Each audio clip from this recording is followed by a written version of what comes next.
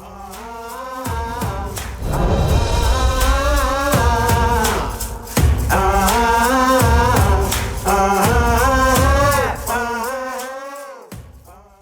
guests today have survival stories that deserve to be told. We were first made aware of Koda when an Instagram follower messaged us about this pit bull who was living under a car in her neighborhood. The good human had been feeding her and giving her water. The dog had been there for weeks, and even with postings on all of the appropriate sites, no one claimed her. The weather was hot and the road was busy. Her life was in danger every second. The pictures that accompanied the message were heartbreaking. Lindsay and I jumped in the car. Armed with a bowl of food and a slip lead, we prayed she would let us help her. And when I tell you, the moment this girl slinked her skinny bod out from under the car, gratefully accepting the food with a humble wag, we knew then that Koda is why we rescue. As soon as our friend Nathalie saw Koda's story, she reached out. Ellen, she said, we must meet her. I see something in her eyes. I've known our guest Nathalie for many, many years. She kicks my ass often right here at The Beat Fitness. Nathalie is a multiple platform fitness and bodybuilding champion. She's inspirational, motivational, a mother, and a friend. But what I didn't know then was the challenges she's faced in her own past. And most recently, watching her kick cancer's ass. Together, Koda and Nathalie are beautiful examples as to why we podcast. So excited to share their stories with the world. Welcome, Nathalie and Koda. Koda. Koda, come here, girl. Come here. It's time for your close-up. Oh, it's all for you, Mama. Come here, my girl. Come here. Come here. Oh, you taking? She's like, oh, I don't recognize that story. That could not have been me. Yeah, she's like, that wasn't me. I didn't live on a street. Yes. Hi, Mama. You want to sit down so we could talk? Can you talk a little bit about that? The first time you saw her? Yes. So I scroll a lot. I have a lot of pages like Instagram, all about the doggies, as much as fitness, actually. And I saw your video and, I started to watch, and I saw this beautiful, creature, like literally getting out of under the truck, right? She was under the truck. And from the moment I watch, I'm like, something special about this dog. And the way when you approach her and she just turned on her back, and I think she started to lick your hand. It was something that I'm like, okay, I need to meet this dog. And trust me, I probably watched 20 videos before yours, but it's almost like I was pushed to, to text to you right away. I'm like, I gotta meet that dog. Yeah, she triggered something. She's definitely triggered. And I had dogs, but only small dogs, like not little one, little thing right there. Like Bougie sitting here. This is not a small dog. I wouldn't say she's small. But the thing, I didn't even see the size. I didn't pay attention to the breed. I didn't see none of that. It's almost like I saw her, I saw the eyes. I saw her eyes, and that's all I saw. And I felt something, and like you said, I got triggered, like a lot of emotions, and I texted you, and I think we saw her the day after. Yes, you did. The following day. Yeah. And until that day, I didn't know. I didn't pay attention that, to the size, and no, it's just her. I remember having that conversation with you as you were meeting her for the first time, and I asked you, have you ever owned a pit bull before? And you looked at me kind of curiously. Like, she's a pit bull? You're like, no, you were unaware of the stigma that is attached to this breed of dogs.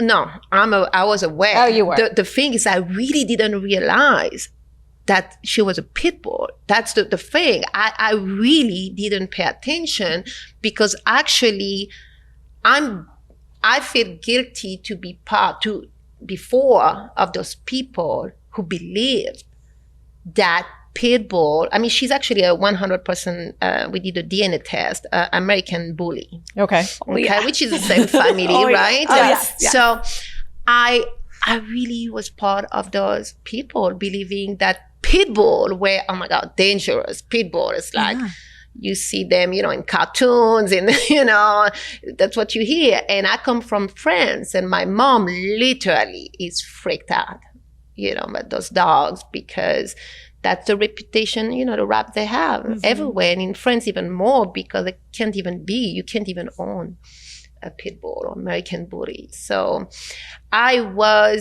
when you said that, it's almost like, wait a second, not pit bull. And I didn't care even when you said that, my heart, she already stole my heart. So that tell you what energy can do. Yes, because I remember saying to you, if you bring this dog into your world, just know that people are going to look at her and you differently. As they did.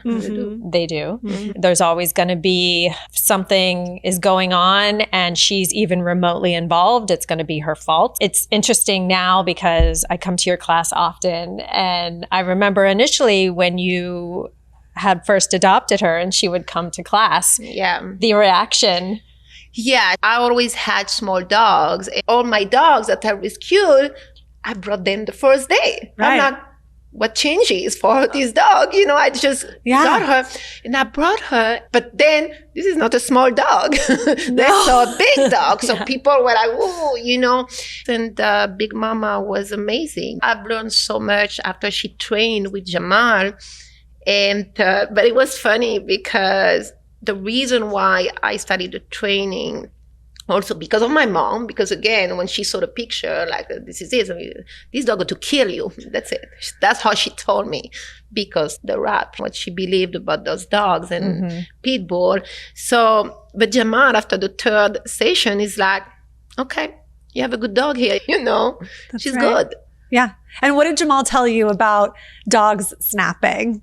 Okay, about dog snapping, because I had all those questions, of course, like my friends, and I got so many texts, be careful. And I'm like, Jamal, is she going to snap? I can't put anyone in danger. It's like, dogs don't snap. It's just people that are not educated, don't have the knowledge. Understanding the psychology, dog psychology. It's been amazing, the amount of information and what I've learned with him and Ali. Really, it's all about energy. That makes sense. So first I didn't have the right leash. So I know. Then I didn't hold her the right way because, you can let her walk in the front, because you need boss. To be the leader. You're the boss. Yeah. So I had to change all that. And I see the amazing, not transformation, but the way she adapted, because I understood what I needed to understand to be a good owner. And it's an everyday practice, I've learned so much. It's amazing. So you baby, so you need to protect them. And learn how to speak their language. Yeah, because this one won't have a second chance. It's not like those, Right. It's not like the little white they're fluffy. barking like crazy and nobody cares. It's cute. But when this one is barking, say, Yeah. And people have this misconception. And if something happens, she won't have a second chance. Exactly. It's always going to be her fault. Absolutely. So, no, we don't want that. So it starts with me and Sean, and I always remind him, say, hold her like this, because something happened. Again, it's not her fault. So we have to protect. I love that. I love hearing that. Yeah. But that's kind of on par with who you are as a human being. You have had such success in your life with things that you decide that you're going to do. You put your mind to doing something and you've made it happen. And I had this feeling when we had that initial conversation, I'm like, okay, you're going to have to really step up for Koda. Yeah. She's not like your two little white fluffy dogs. Right. And you're like, okay, you're like, I can do that. And I actually knew that you could just because. Oh yeah, I'm totally invested because I would hate something happen to her. I had to protect her because I needed this dog. I see how she's helping my son, he lost his dad. That's the reason why we got Koda, because I'm like, I knew he had those 2 little ones, but I'm like, it would be perfect to have, for my son to have his dog. That's his dog. And it's been amazing. He lost his dad to suicide in July 2022, and we got Koda October 1st. And she's been a blessing. She's being like a healer for both my son, and I see it. She sleeps in the bedroom.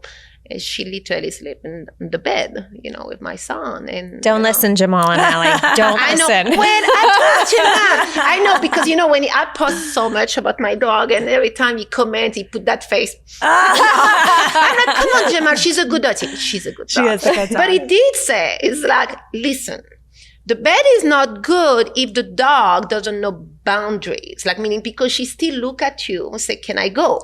So she's a good dog. She knows the boundaries. It's like the couch. I'm allowing her again to be on the couch because, so she's allowed, but she's looking at me like she's asking permission. She knows that she can put her, her paws on the side. So she knows the boundaries. So Jamal told me that, but you can, if she's not crazy, she knows the boundaries. So she goes on the bed. Well, she came from humble beginnings, even though she doesn't think of that on a daily basis now. But I feel like they're the grateful ones. So like, she'll ask permission to get on the sofa with you. She's like, really? Me? I'm allowed on the sofa? No, she does. She really looks at you like, can I go? Yeah, she's an exceptional dog. I think every dog, once you understand them and they don't talk for a reason. It's all about energy, and we are their whole life. Yeah. Like, we rescued her, but I really believe like she's saving my son. And can you talk a little bit about what that relationship is like? With his dog, Sean? And yeah, definitely. So like I said, Sean, we lived this tragedy in July 2022. His dad died of suicide. So it was really turning point for us in our life. I lived thing in my life, like really, I went through thing where but it was me alone, and I can navigate through chaos and anything. But because it's my son, that's why it was different. Seeing my son in pain and such loss. So when I got this dog, the first time Sean hugged her, it was the first time I see a light. That's going to be really a journey where it's going to, my son went through a lot of things, how the trauma manifested. It was through his health. And so he missed a lot of severe eczema, and really got hospitalized. Mm-hmm. I never talked about that. My client don't even know, because I don't show anything. I know how to perform, and I'm not here to talk about it. They know about the tragedy because I had to close my studio, and I've learned how to be transparent, more authentic, because it helped me also in the process, in the healing process. That's why I had cancer, because for years, when you suppress and you keep, cancer is not in my family. So I have a story that for 40 years that I kept for myself and then dealt with it. And I always denied and pushed. And so I did myself a very deep work, healing journey for 4 years, which helped me to navigate through what we've been going through for the past 2 years after my son's dad passing. But it was different this time because it wasn't only me. I could totally go through things my own, and no matter what's going on, I was like standing up and performing, but it was hard. It was hard, to not only navigate through my own healing, grieving, but also my son, So this dog really, the bond between them, and when he stayed home dealing with his health, and this dog was always with him. Wow. Always with him. And only time I was seeing my son, like really the light in his, everything, the aura, the energy is totally changed when you're with his dog, you know. That's so amazing. She's part of, you know, the healing process wouldn't have been the same. Yeah. Well, I remember you mentioned that before we started filming, that after you had surgery, you wanted your dogs to be there too. Like Then when I changed car because of that, role. Yeah. I had to tell have, us about that. Know, I got a Tesla because I know Tesla have the only car that have the dog mode. Yeah. I'm like, dog mode. Yeah. It keeps your car cool when you leave the you car. have the screen. Yeah. So that they can stay in the car safely.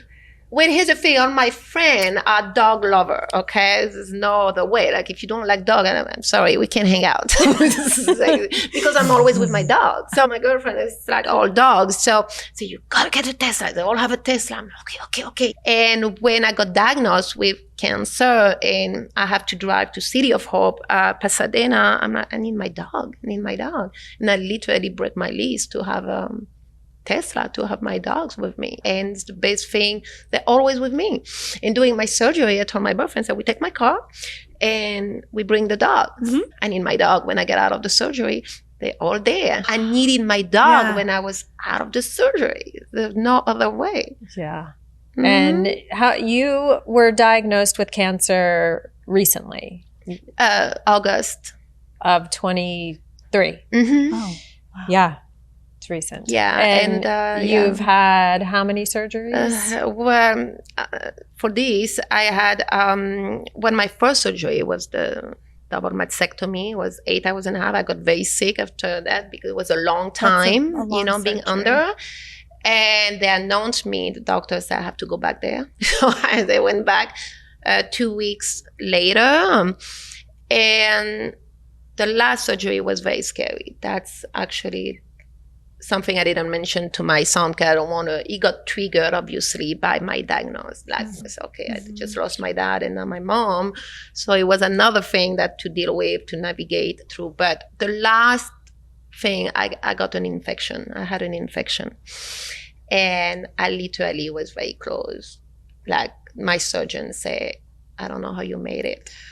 And I think it's a combination of mental and because literally it was so severe. I was supposed to have half an hour surgery to just wash out the infection. It lasted 3 hours and a half. Oh my gosh. And he called my boyfriend. He said, I don't know how she made it. It Oh was my so bad. gosh. I don't even know how she could talk or function. And then weeks later, you were right back in here teaching class. And I was like, holy shit. Like this woman and her story, you just inspired me. I mean, you have always inspired me, but that I was like, I texted you because I just wanted you to know how just amazing I think you are. You're just so powerful. I mean, cancer is like, okay, like, again, I lived shit in my life, but cancer, okay, the first thing you think about it's death. Wow. It's the first thing you think. But I was blessed. I understand what I had cancer. And for me, it's just a continuity of my healing, But obviously the only difference is like it's physical, Before I went through things that people didn't know, but I showed up and I performed. Now it's like, okay, I'm saying this is different. Wow. So mentally, I have the mental, but it's like different. There's a reason why for 5 years, 10 years, I have to be monitored because it can come back. So I'm even more cautious about my energy, who I have around, who I talk to, what I read, whatever I put in my mind, because it's very important. For me, cancer was trauma. That there was only so much I could release, even when I did this healing work.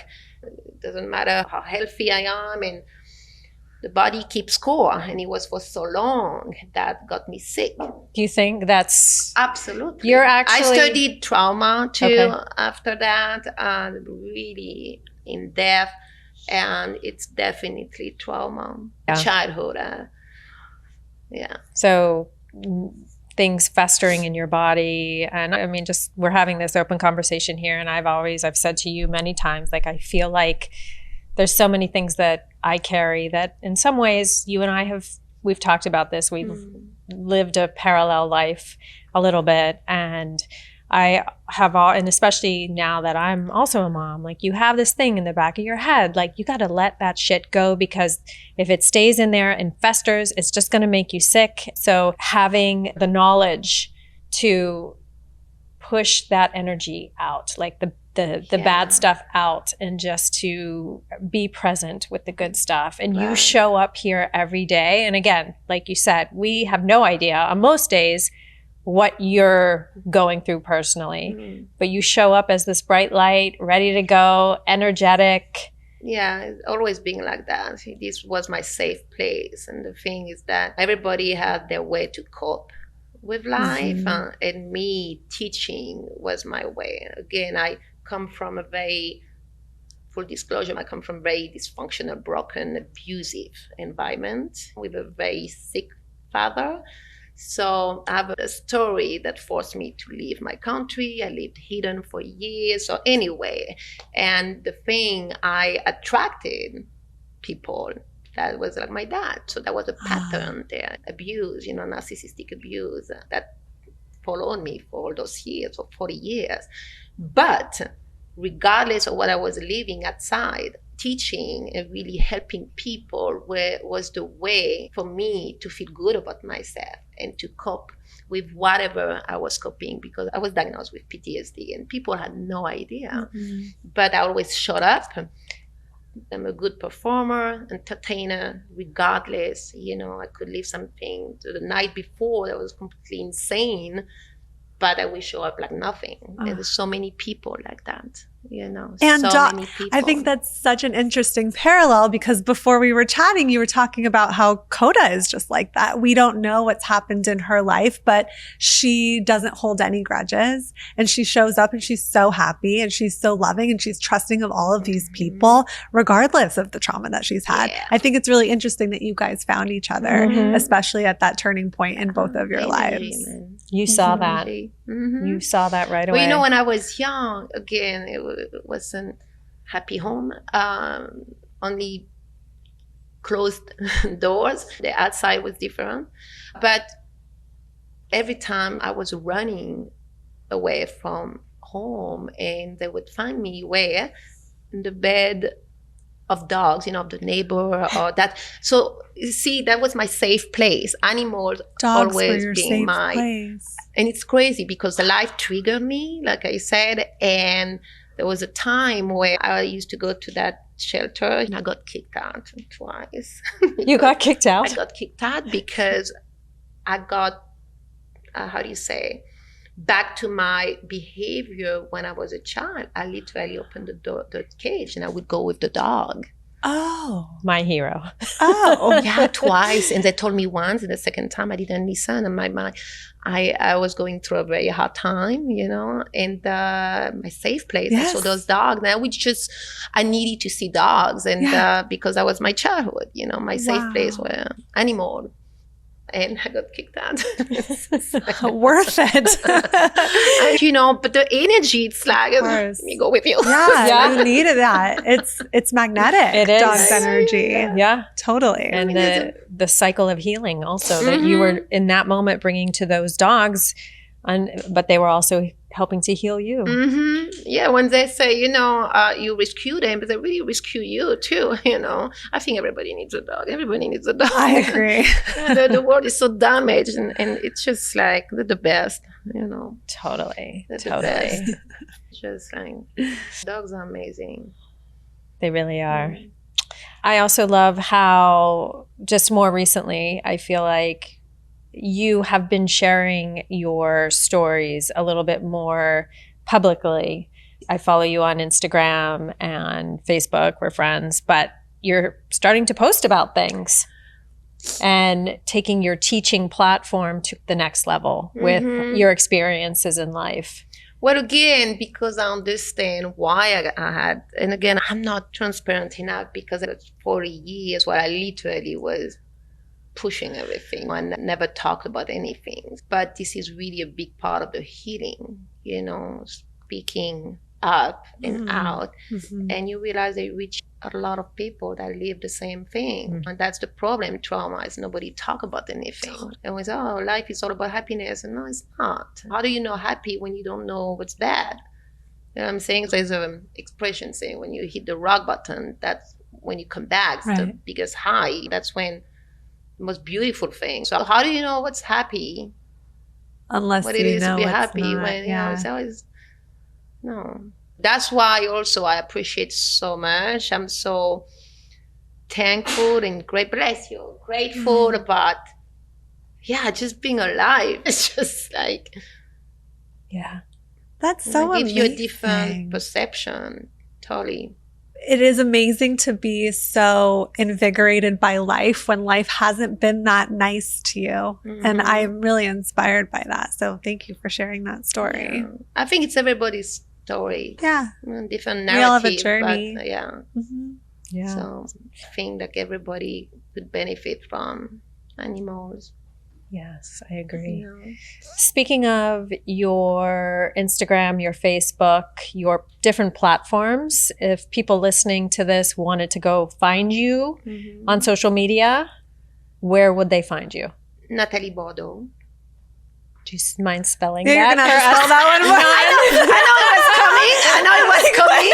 That's why I was like, Nathalie Bordeaux. For us non-French speaking people. Yeah, first of all, it's Nathalie with an H. Okay. Important So it's distinction.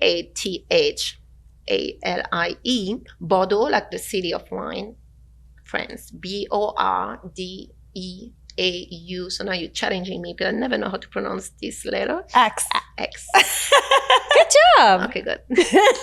And also, The Beat Fitness is at The Beat, BEAT Fitness on Instagram. And you post on both, correct? I'm more active. Actually, I'm kind of like changing thing because I realized my fitness page, because again, the past 2 years have been really different from years before. Before I was like fitness and working out. Again, I'm a competitor. So, it was a lot about all this, right? But since my son's dad passed away, I needed some healing and mental space. So first of all, I couldn't train anymore. My last show was the Olympia and I couldn't train. I really needed this healing space. So my Instagram, again, my dogs were actually my healing space.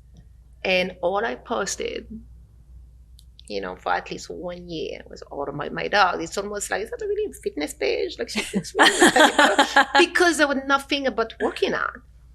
I just couldn't. I needed to take care of this, and I knew that whenever I was back to train, I would bounce back because I also do the right thing once I'm not working out. I didn't train, so everything was about my dog. No.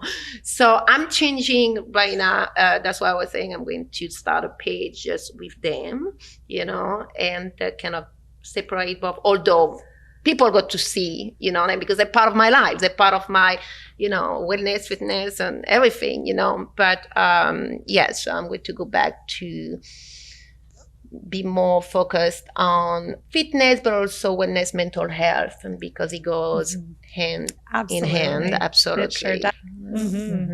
So Definitely. that's the direction I'm taking right now. I love it. Yes. Well, if anyone listening lives in or near the Valley, because I come from the West Side on the weekends and it literally takes 19 minutes to get here. This is the best class in LA. I've been doing it, how long now? How long have you been here? I've been here for it's going to be 12 years, September. You've been doing this for 12 I've been doing, well, we've been doing it together 4 prior years, to that for 24. Wow.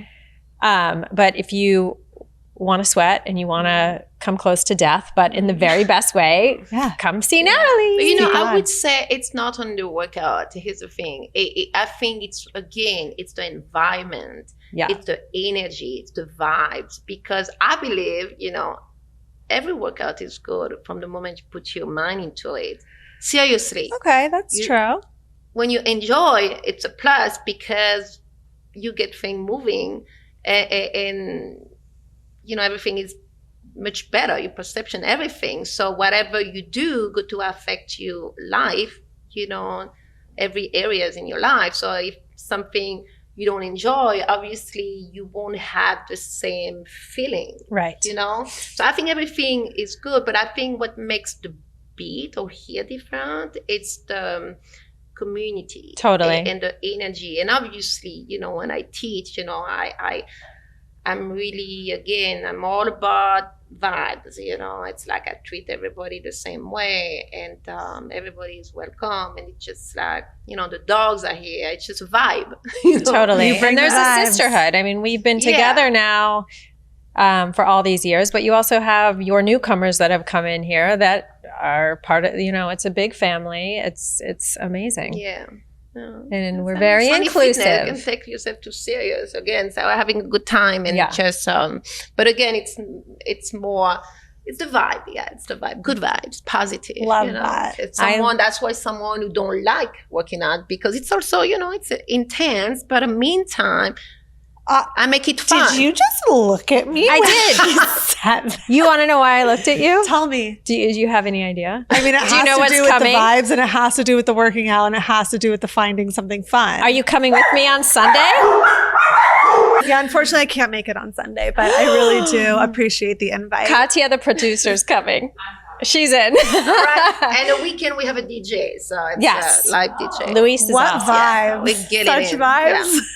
Yeah. It's fun. Well, thank you so much for inviting us in today. That was awesome. Yeah. Thank you, Nathalie. Awesome. Thank you so much. You girls are awesome. I love seeing what you do. And thank you. Every day, all those puppies.